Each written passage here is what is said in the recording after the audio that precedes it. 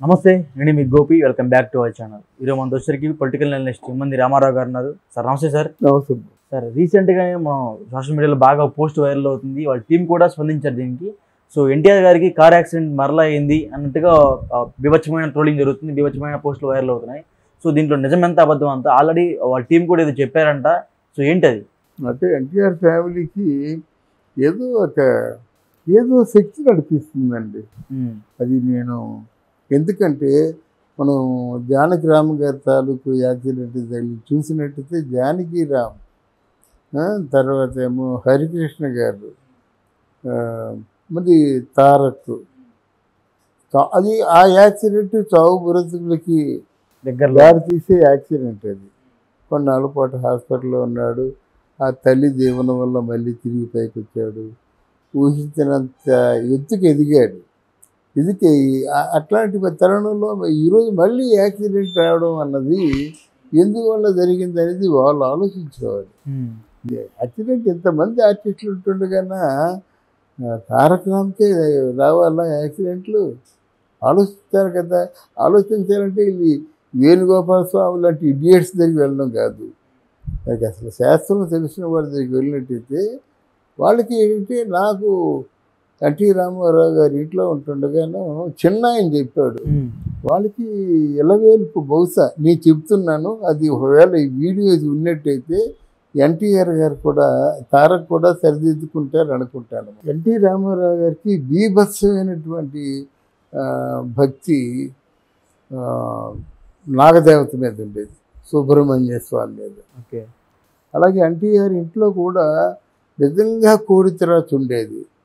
ఎన్టీఆర్ గారి తాలూకు ఇంట్లో ఒక పెద్ద సింక్ ఉంటుంది, అంటే స్విమ్మింగ్ పూల్ అంతా సింక్ ఉంటుంది. దాంట్లో డబ్బు దాచేవారని, దాని మీద మా నాగదేవత ఎప్పుడు తిరుగుతుండేదని ఒక ప్రతీతి. అదే కదా, ఆ డబ్బే కదా. తీరా డబ్బు తీసేసరికి అవన్నీ కూడా మామూలుగా కాలిపోయిన ఇలా ముచ్చుల్లాగా అయిపోతాయి కదా, అలాగైపోయింది అనమాట. ఆ రోజుల్లో పెద్ద ఇది వార్తగా వెలిసింది. ఇప్పుడు ఆ రోజుల్లో డబ్బులన్నీ వెనక్కి ఇది ఫిల్మ్ రీల్స్ ఉంటాయి కదా పెట్లు, ఆ పెట్లోనే పెట్టేవారు. మొత్తం అది సంవత్సరాల తరబడి ఉండిపోతే ఎలా ఉంటుంది. ఇంతకీ నేను చెప్పవలసిన సమాచారం ఏంటంటే, వాళ్ళకి నాగదేవత తాలూకు ఆనవాయితీ ఉండేది. ఓకే. తర్వాత ఏం చేశారంటే, తిరుమల తిరుపతి దేవస్థానాన్ని ఆయన బాగా నమ్ముతారు. ఎప్పుడు కానీ వెంకటేశ్వర మహత్యం సినిమా వేసిన తర్వాత ఆయనకి అనేక సత్యాలు కనిపించాయి అన్నమాట. అందుకు వెంకటేశ్వర స్వామికి ఇప్పుడు కూడా కళ్యాణాలు చేయిస్తాడు. నేటి బ్యానర్లో పూజ చేయించడం కూడా 11 మంది వేద పండితుల్ని పిలిచి ఆ వేద ఘోష వినిపించాలన్నమాట, అంత భక్తులు. తర్వాత కొంతకాలం అంటే నాగేంద్ర స్వామికి వీళ్ళ పూజలు లేవో ఏమిటో లేవు. మొత్తానికి అది it is in between NTR family and నాగదేవత. అప్పట్లో తిరుపతి వచ్చిన భక్తులను కూడా ఫస్ట్ వెంకటేశ్వర స్వామిని దర్శించుకున్న తర్వాత ఎన్టీఆర్ని అవునమ్మా, వాళ్ళు చేసుకునేవారు. ఒక్కోసారి పెద్దలు కూడా తప్పులు చేయడానికి ప్రవోక్ చేస్తారండి. ఈ ఉన్న మంది మార్బలం అంతా ఎలాంటి అంటే, ఎన్టీ రామారావు గారి తిరుపతిలో ఆల్మోస్ట్ చాలా ఆలయ ప్రాంగణంలో ఎన్టీ రామారావు గారి కాళ్ళ మీద పడి అట్లా దండం పెట్టేటండి.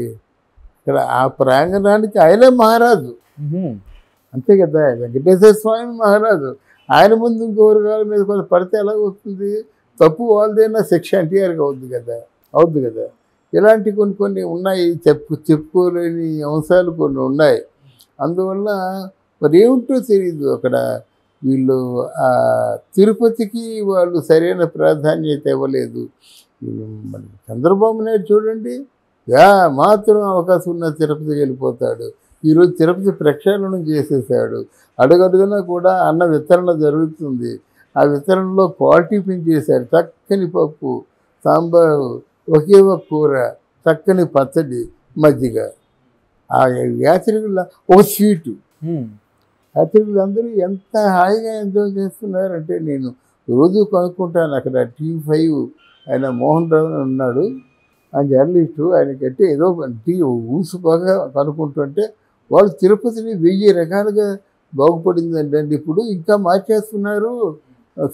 ఫ్రీ దర్శనాలు, ముసలాళ్ళకి దర్శనాలు, చిన్నపిల్లల దర్శనాలు. ఎక్కువసేపు లేదు, హాఫ్ అన్ అవర్లో పంపించేదే. ఇంకా తిరుపతి మీద మాత్రం అన్న వితరణలు ఎక్కువైపోయినాయి. అంటే ఏమిటి, తిరుపతి క్యూ కాంప్లెక్స్లో కూడా అన్న వితరణ ఉంది. అంటే అన్నం కోసం హోటల్కి వెళ్ళవలసిన అవసరం లేదు. ఎవరో ఒళ్ళు బలిసి ఒక స్టార్ హోటల్ అంతా వెళ్ళి కూర్చొని తినడం తప్ప అన్న వితరణ అడుగు అడుగునా జరుగుతుంది. అది అందువల్ల నేను చెప్పేది ఏంటంటే, వాళ్ళ ఫ్యామిలీలో మరి ఇద్దరు దేవాళ్ళు కూడా చాలా నమ్మకంతో పోషిస్తుంటారు. మొదట తర్వాత వీరబ్రహ్మేంద్ర స్వామి దగ్గరికి బనగాంపల్లి వెళ్ళే దారిలో ఈ సుబ్రహ్మణ్య స్వామి తాలూకు ఉందట. చాలా న్యాచురల్. ఒకటి సార్, వీళ్ళ కుటుంబానికి ఎప్పుడు చూసినా ఈ కార్ యాక్సిడెంట్లు కానీ, అదేవిధంగా ఇటువంటి సినిమా ఇండస్ట్రీలో ఇప్పటికీ కార్ యాక్సిడెంట్లు, రోడ్ యాక్సిడెంట్లు చనిపోయింది వాళ్ళ కుటుంబంలోనే ఎక్కువ. సో మరలా ఇప్పుడు ఇండియా కూడా లాస్ట్ టైం ఒకసారి జరిగింది, మళ్ళీ ఈ రోజు జరిగినట్టు పెద్ద పెద్ద ఎత్తున వార్తలు వస్తున్నాయి. వాళ్ళ టీం ఏదో చెప్పిందంటే ఏంటి సార్, ఏం చెప్పారు వాళ్ళ టీం? అలా కాదండి, ఈ రహస్యాలన్నీ తెలిసింది హరికృష్ణకి. ఇప్పుడు ఎన్టీఆర్ అయినా ఎవరైనా పెద్దవాళ్ళతో సాన్నిహిత్యంగా ఉంటే ఇవి చెప్తారు. అన్నా తమ్ముళ్ళు తెలుసు, అన్నా తమ్ముళ్ళు ఎన్టీ రామారావు పెద్ద అయినా చిన్న అయినా నిర్వహించేవారు.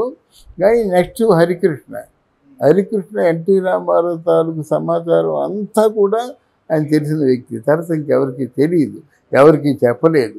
ఒకవేళ చెప్పినట్టయితే లోకం ఉంది మద్రాసులో, అంటే ఎన్టీఆర్ మొట్టమొదటి కూతురు ఎవరు, ఆవిడ లోకమ్మకి తెలిసి ఉండవచ్చు బహుశా, అది మాట. బట్ ఇది మాత్రం వాళ్ళు పరిశీలనలో ఉండి ఆలోచించుకుంటే బాగుంటుంది. అయితే యాక్సిడెంట్ ఏంటంటే, యాక్సిడెంటే మీరు చచ్చిపోవచ్చు, బతకవచ్చు, ఏదైనా అవ్వచ్చు కదా, అంత ప్రమాదం కదా యాక్సిడెంట్. ఆ యాక్సిడెంట్ చిన్న యాక్సిడెంట్ జరిగితే చచ్చిపోతారు. ఈయన అదృష్టం బాగుంది, రాత బాగుంది కాబట్టి ఏదో చిన్న అంటే కొట్టులతో పోయింది.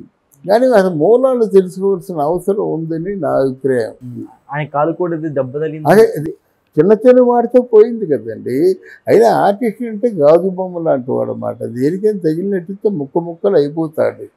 దాని గురించి అందుకే మన చరిత్ర ఏమిటి, పూర్వీకుల తాలూకు ఆచరణ ఏమిటి, వాళ్ళు ఏమైనా బకాయి ఉన్నారా, ఏమైనా శాపగ్రస్తులా, వాళ్ళు ఏదైనా అంటే పూజలు చేస్తామని మానేశారా, అవి మన చుట్టూ తిరుగుతుంటాయి.